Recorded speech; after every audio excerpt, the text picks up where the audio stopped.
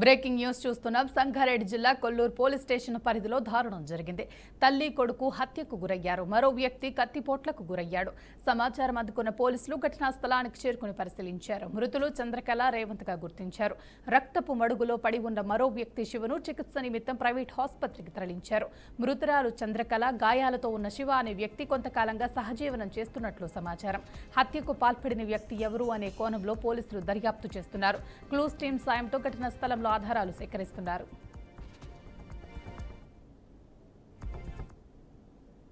మాకు JP colony నుండి మా పెట్రోల్ మొబైల్ కాల్ వచ్చింది మధ్యాహ్నం 1:30కి.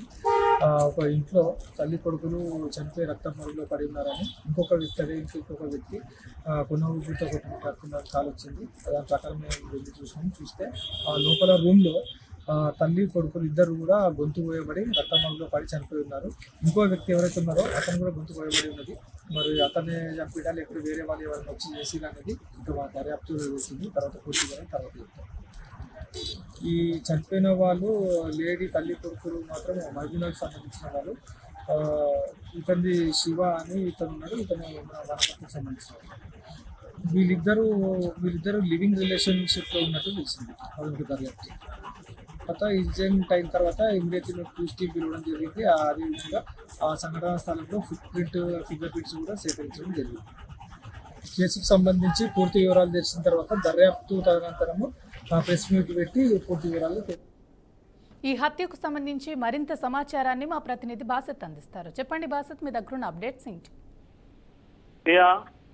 సంగారెడ్డి జిల్లా కొల్లూరు పోలీస్ స్టేషన్ పరిధిలో తల్లి కొడుకు హత్య జరిగింది. దాంతోపాటు మరో వ్యక్తి కూడా కత్తిపోట్ల గాయాలతో ఉండడంతో స్థానికులు ఇచ్చిన సమాచారం మేరకు ఘటనా స్థలం చేరుకున్న పోలీసులు విచారణ చేపట్టగా మృతులు చంద్రకళ 30 సంవత్సరాలు, రేవంత్ అనే 14 గుర్తించిన పోలీసులు వీళ్ళిద్దరు తల్లి కొడుకు నిర్ధారించారు. అదే విధంగా రక్తగాయాలతో ఉన్న మరో వ్యక్తి శివ అని కూడా గుర్తించారు.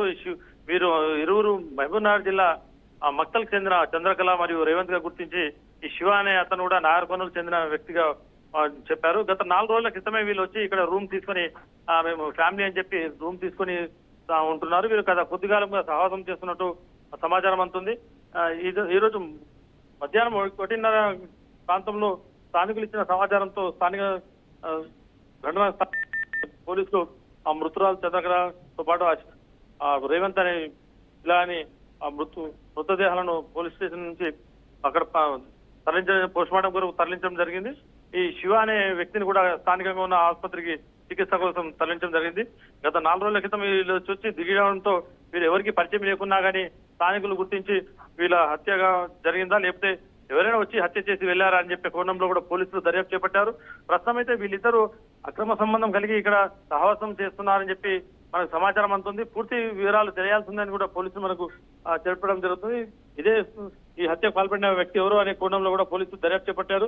ప్రస్తుతం అయితే క్రూజ్ టీమ్ తో వచ్చి ఘటనా స్థలానికి చేరుకున్న పోలీసులు వివరాలు సేకరిస్తున్నారు. థ్యాంక్ యూ బాసత్, థ్యాంక్స్ ఫర్ ద అప్డేట్.